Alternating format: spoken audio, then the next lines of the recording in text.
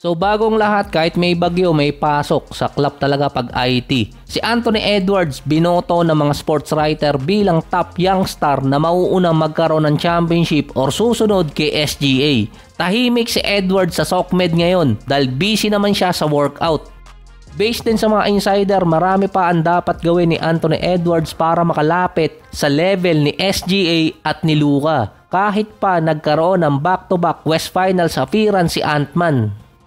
Based naman kay Pau Gasol, dapat matutunan ni Edwards na maging leader ng isang team. Base din kay Pau Gasol, nung nakausap niya dati si Edwards noong 2023 World Cup, gusto niyang sundan or gayahin si Kobe. Baka magalit si Tatum. Base kasi kay Edwards, hindi na kasi uubra ang leadership type ni Kobe at ni MJ sa generation ngayon. Hindi niya pwedeng sabihan ng isang player na kaharap ang kanilang mga ka-teammate. Merong mga player na kung kakausapin niya dapat hiwalay sa karamihan ng mga player. In short, marami ng player ngayon ang balat sibuyas. Iniiba din ni Anthony Edwards yung approach niya sa kanyang mga ka-teammate. Kaya sinabi rin ni Karl Anthony Towns at ni Coach Chris Finch na leader type player na si Edwards papasok din ng 2026 season. Sa nakarang 2 taon, ito ulit ang wala siyang international game na nilaruan gaya dati sa World Cup at sa Olympics. Sinatdown din niya ang kanyang SOCMED account para talaga makapag-focus sa training at sinabi niya dating walang ibang player ang makakalagpas sa training na gagawin niya. Si Jokic nga painom-inom lang. Gusto rin ni Edwards na makabawi next season dito kay SGA dahil nga nilampaso siya ng West Finals. Nakabawi naman siya kay Luka. Based naman kay John Krasinski, kaya malayo si Luka at si SGA dito kay Anthony Edwards dahil yung dalawang player wala di umanong weakness. Si Luka sa offense parang wala talaga siyang weakness, pero sa defense wala rin. Parang iba yung statement na yon. Wala ring halos depensa si Luka, yun ang weakness niya. Si SGA naman, ang weakness niya yung foul at yung free throws. Na kapag tinanggal yung dalawa na yon, mawawala sa rhythm itong si SGA based yan sa mga scouting report. Kay Ant-Man naman, nababawasan kasi yung pagpasok niya sa lane at pagiging aggressive niya dahil mostly 3-point shot na ang kinukuha ni Edwards.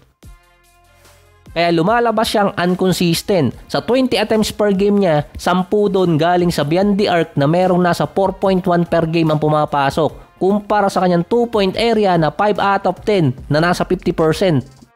Sa nakaraan 2 season, si Edwards naging MVP candidate. Kaso pang-7 siya sa botohan. Ang mga player na mas angat sa kanya or consistent na nakakasama sa MVP ranking, si Jokic, SGA, Giannis, Luka, Tatum at kahit si Bronson nakakapasok doon na mas mataas kay Edwards. Kaya nasabi ng mga insider na malayo pa itong si Edwards kumpara kay Luka at SGA dahil sa nakaraan 2 taon din nasa top 3 or top 5 ng MVP ranking si Luka at si SGA. Pero ito yung possible time na makrack din ni Edwards na makapasok sa top 5. Ang Clippers naman naghahanap ng ibang pwedeng ilusot sa salary cap tampering case ni Kawhi dahil sa kanyang ghost contract. Ang possible di manong gawin ng Clippers doon, i-trade si Kawhi para hindi ganong kabigat ang maging penalty sa Clippers. Ang isa kasi doon na pwedeng penalty, kapag na-void ang kontrata ni Kawhi, hindi siya pwedeng mag-sign ulit sa Clippers within 1 year. Dalawa lang ang pwedeng pamilian ni Kawhi noon, mag-intay until next year or pumirma na mas mababang kontrata sa ibang team na hindi niya makukuha yung malaking contract. Sa mga insider naman, ang isa pang way doon, i-trade di umano si Kawhi sa ibang team. Expected na magkakaroon ng resulta ang investigation ng NBA until All-Star Weekend. After din yun ng deadline. Hindi nga lang ganun kadaling i-trade si Kawhi. Kapag ginawa ng Clippers yun, ilolobol sila ng iba mga teams na alam naman ng mga teams na risky kapag nakipag-trade sila kay Kawhi dahil pwedeng maboid ang contract niya.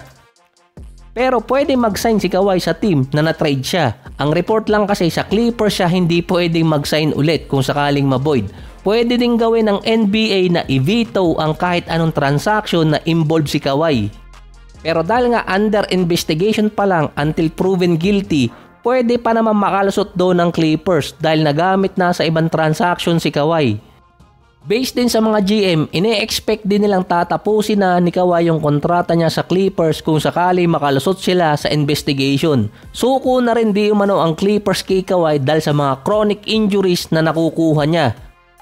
Hindi na sila magbibuild ng lineup around kay Kawhi dahil kasama din naman si Kawhi sa mga biggest free agent para sa 2027 off-season. Yun ang inaabangan ng ibang mga teams bago pumasok din yung 2028 na marami mga bigating free agent din ang nakasama dun.